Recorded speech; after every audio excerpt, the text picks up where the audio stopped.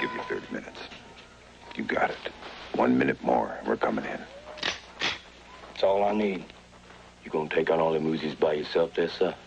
Hell, I'm gonna walk in there. We used to be old friends. Nick Nolte plays a Texas Ranger battling a drug dealer and federal drug agents in Extreme Prejudice, one of 4 new films we'll be reviewing this week. I'm Gene Siskel of the Chicago Tribune. And I'm Roger Ebert of the Chicago Sun-Times. Extreme Prejudice stars Nick Nolte as a Texas Ranger whose assignment is to fight against the drug traffic along the Mexican border. And he has another assignment in this movie, too. That's to look strong and silent and chiseled and violent. And he does a good job of making his character larger than life, sort of as if Dirty Harry had been played by Gary Cooper. Early in the movie, he and the local sheriff, a wonderful performance by Rip Torn, busts some local drug runners. That brings him into a face-to-face confrontation with the major drug dealer in the area, played by Powers Booth. Their relationship is complicated because as children, they were best friends. Now, personally, I'd just be tickled pink if we could work out something save us both a world of grief. We ought to work together. You could be a $100,000-a-year man right now, and I'm the man that pays. You can buy me cash, hell, you always could. But you can't buy the badge. One without the other ain't no damn good.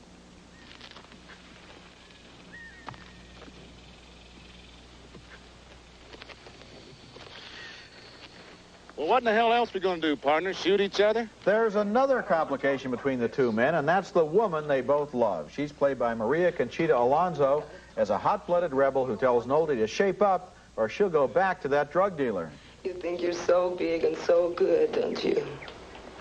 Well, let me tell you something. You know nothing. Gosh, he used to be so good to me. Maybe you should have stayed with him. Jack, I need to know. I want to know where you and me are going and how long it's going to take us to get there.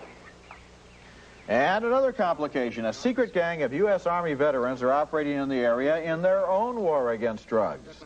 The exact role of that private army was never quite clear in my mind in this movie, but they helped the picture by providing a third force, a deadly gang that stands between Nolte and Booth and confuses them both, as well as the audience.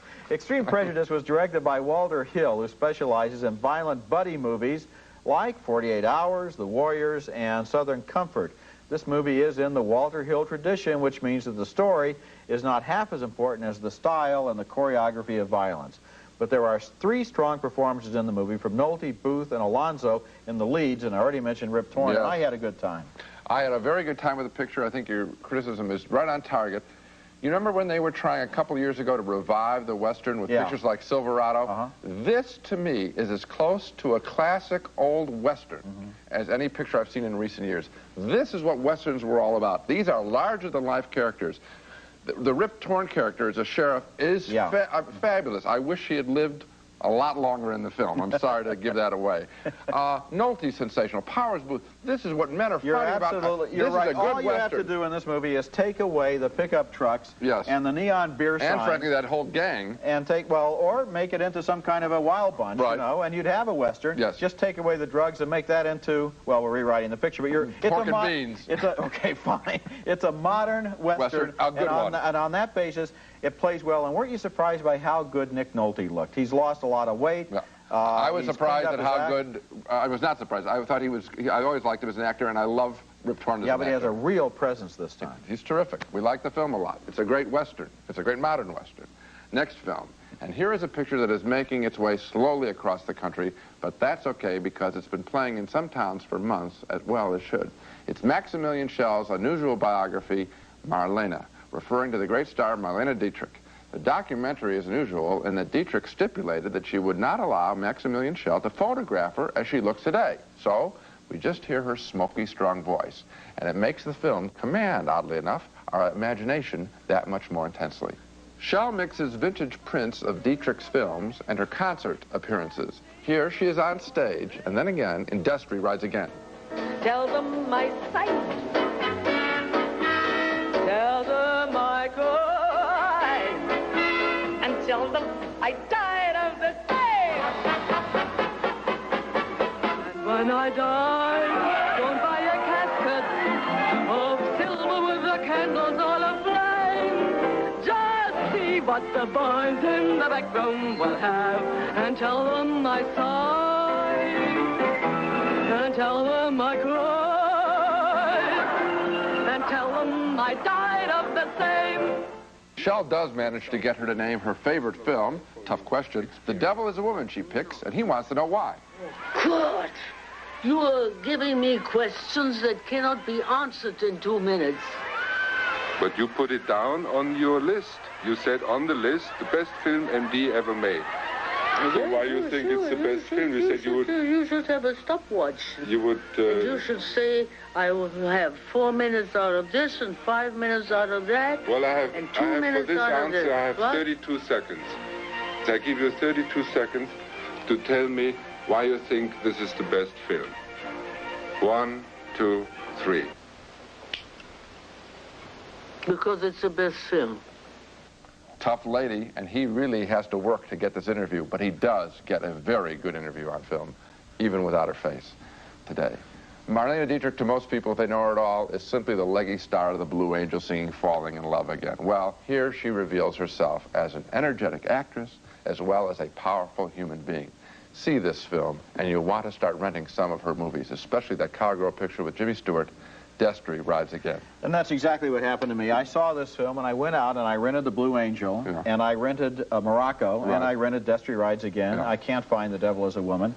I was fascinated in all of those films, which I had seen The Blue Angel a long time ago. I was reminded by this documentary what a remarkable screen performer she was. She was not really a traditional actress. She was more of a natural force, a phenomenon, and she still is. And you're right that Shell is like pulling teeth to get her to answer some of those questions, so that the subtext of the movie is really the battle of wills between the two of them. Yeah, and the technique he does, he throws in a technique of construction of the set and how he was working, because he's trying to recreate that, and that works effectively too. So it's a very nice job of filmmaking as well as dealing with a great subject and pulling out the interview. You get 2 films for the price of 1. A documentary about Marlene Dietrich and a Maximilian Schell about the film about the problems that he had. When we come back, we're going to review Personal Services, the story of the most famous madam in modern British history.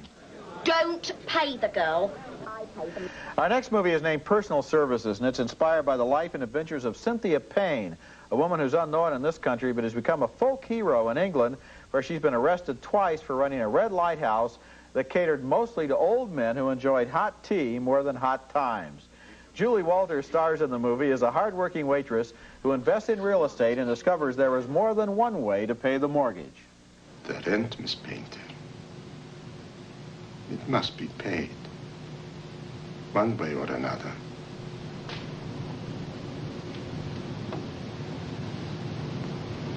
How? Before long, she's in the brothel business, specializing in middle-aged and older men who are lonely for conversation and excitement. Now, brothel days are Mondays, Wednesdays, and Fridays. But this is just a party, a sex party, so enjoy yourself. Who have we got here this evening? Helen's here, and Barbara. She's nice. Oh, and Miss Fay. No charge. She only does it in her spare time. She's really a vet. Even the madam is amazed by how easily she can order her clients around. Madam, they want to know how much. What for? Digging the garden. The slaves. I thought it was free. Oh, madam, they want to know how much you want for letting them dig the garden. They've got to work much harder, or I won't accept a penny. Sorry, Mistress Christine. It's hard to get good help these days. Just like in real life, the madam's clients testified in her defense. And here, a retired war hero conducts the press on a tour of the sinful premises. Here, catering strictly for the tastes of the older gentlemen. Here is the lounge where clients relax with a bridge roll and a gin and tonic before going with the lady of their choice, thus undermining the moral fabric of the nation. You get a taste there of how profoundly middle-class the whole operation was, with sex treated like any other commodity. I thought Personal Services was an absolutely fascinating movie for two reasons. First, because of the way it goes into the details of running a successful bordello, and secondly, because of the performance of Julie Walters as the madam. She's tough in this movie. You may remember her as a British actress nominated for an Oscar for Educating Rita, and what she does with this role is interesting. She doesn't go for cheap laughs or easy sentiment. She's not the hooker with a heart of gold. She shows a tough, working-class English woman who finds a market and supplies it. This movie is really about commerce more than about sex. Well, I also want to commend Julie Walters for doing something quite unusual, which is the fact that when you have an actress who's very popular in a nice role, the last thing you expect to see her do for her mainstream audience is suddenly play a madam, and not comically, as you point out. So this film, really, in her behavior and speech, she challenges her audience that enjoyed Educating Rita. That will be challenging. Second, we reviewed a film called Working Women a few weeks ago. About Working Girls, about New York Madam Bordello. And we gave it positive review. You know, I sort of feel a little bit embarrassed because this is so much of a better film than that it makes Working Girls not seem as good as I thought it was. Yeah, well, this is a very interesting film and a very British film in terms of the whole clientele she has. In England, where this woman is so famous, she's known as the luncheon voucher madam because you know, over there you get a job and they give you a luncheon voucher. You're supposed to spend it at the local tea shop. They spent it for tea and crumpets. Yeah, they had a good time, it looks like. Yes, they did. And you will have a good time, I think, too, seeing the film. Coming up next, the wonderful actress Maureen Stapleton stars in Sweet Lorraine, a comic drama about a woman who owns a dying resort hotel. Can her granddaughter save it? I'd like to fix it up and turn it into an old-fashioned inn or something. Of a beautiful old tune, and the movie is about a once beautiful old hotel in the Catskill Mountains of New York, Jewish resort land. The hotel is cracking at the seams. Owner Maureen Stapleton doesn't know whether she should sell it or try to keep it in the family when along comes her granddaughter from Arizona who wants to work at the place. Of course, during any movie about such a hotel, there's always a loudmouth entertainer. Too bad they couldn't have hired Rodney Dangerfield for this film. Barry, what would a summer be at the Lorraine without my Barry? 16 years, he's still looking for a girl. Barry, somewhere out there's a girl for you. But Barry, you're getting old, Barry. And speaking of girls, we have lovely ladies at the Lorraine this weekend. We welcome you. Stay away from Barry. Listen to me. Not too funny. On a more serious level, Stapleton is confronted with men who want to buy her hotel, and she confesses her quandary to her good friend, one of the hotel chefs. There's always problems. The easy answer is to say sell. I was married here. I raised a family here. I met you here. It's been a good life. You're telling me. You remember Switzer was making gin in one of the cabanas and the cops walked in? It was pretty good gin, too. I always thought I'd be here forever. Oh, Sam. What am I going to do? There should be a little bit more magic between them. The film doesn't really crackle. Of course, there's the issue of whether the granddaughter really is going to save the day. And this slow-moving movie, and that was a slow-moving scene, and it is a slow-moving movie, does pick up as we do await the final outcome of the hotel. I think the reasons we care at all about the hotel is three. One, Maureen Stapleton is always appealing, even with a soft script. Two, Trini Alvarado is a very fresh presence as the granddaughter. And three, the old hotel does look beautiful, especially at night. We want it saved. But the bulk of the movie is a lot of slapstick junk involving teenage waiters. I guess they were going after the teenage market from this movie, so they stick in a bunch of teenage slapstick. And that stuff bored me silly. So thumbs down on Sweet Lorraine. All the way through this movie, I was thinking of a Scottish movie from about 2 years ago that is available on video called Experience Preferred But Not Necessary. This is about a young woman from London who goes up to Scotland and gets a job for the summer in a resort hotel. Same situation, except that movie was so much funnier and so much more human in terms of the upstairs, downstairs. Here, a lot of characters are introduced who never pay off. A lot of plot threads are introduced that are never resolved. And at the end of the movie, there's just a great big thud. There's no excitement. What bored me is if they had taken the kids out and played it tougher between the granddaughter and the grandmother, they might have had a movie. Instead, they tried to mass market this movie, and they're going to burn for it. Real disappointment. Our weekly video segment is next. Already on the show, we've looked at Marlene Dietrich, and now we're going to look at an actress who I think is even greater. Well, Don't you think he ought to have accident insurance? Mm-hmm. Pick a recently released movie we think you might enjoy renting on cassette or disc. And this week, the subject is Barbara Stanwyck, the great star of the 40s and 50s, and even recently as the matriarch on The Colbys on television. She was recently given the Lifetime Achievement Award by the American Film Institute, and that tribute will play on ABC television in the next couple of weeks. Meanwhile, two of her greatest performances have just been released on video, and my choice is Double Indemnity, the 1944 thriller directed by Billy Wilder and starring Stanwyck as a wife who plots with insurance agent Fred McMurray to sell her rich husband a big life insurance policy so they can murder him. Could I get an accident policy for him without bothering him at all? How's that again? It would make it easier for you, too. You wouldn't even have to talk to him. I have a little allowance of my own. I could pay for it, and he needn't know anything about it. The movie co-stars Edward G. Robinson as the insurance investigator who suspects something is wrong and doesn't know how right he is. I'd like to move in on her right now, tonight. If it wasn't for Norton and his tri-pants ideas about company policy, I'd have the police after her so fast it would make her head spin. They put her through the ringer. And Bubba, the things they would squeeze out. Well, you haven't got a single thing to go on, Keys. Oh, not too much. Just 26 years' experience, all the percentage there is, and this hunk of concrete in my stomach. Double Indemnity is one of the most famous crime movies of the 40s, and it's inspired a lot of later movies, including Body Heat.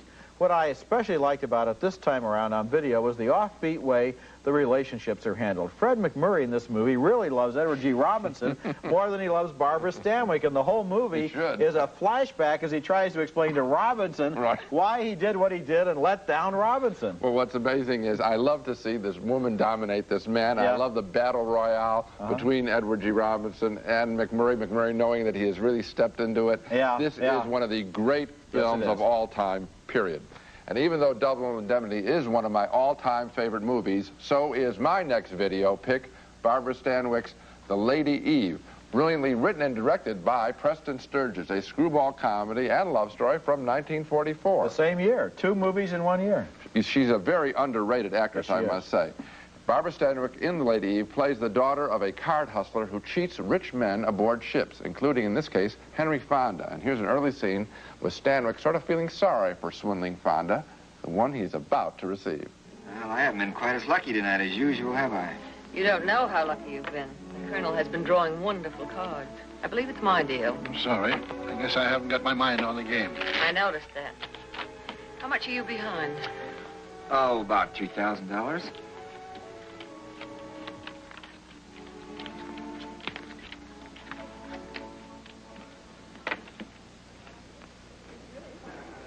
Well, you've given me a good hand at last.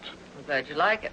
Fonda is wonderful as a dense but sweet rich man, and Stanwyck is a charming powerhouse, and here she really does turn on the charm in the film's most famous scene where she seduces him, but he doesn't even know it. And the night will be heavy with perfume. And I'll hear a step behind me. And somebody breathing heavily. And then...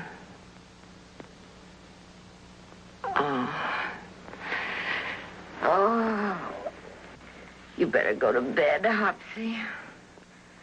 I think I can sleep peacefully now. Later on, Barbara Stanwyck impersonates an English countess in yet another effort to outsmart Henry Fonda, this time more for love than money. Well, I mean to say, haven't we met? But of course we have. Your father just introduced her.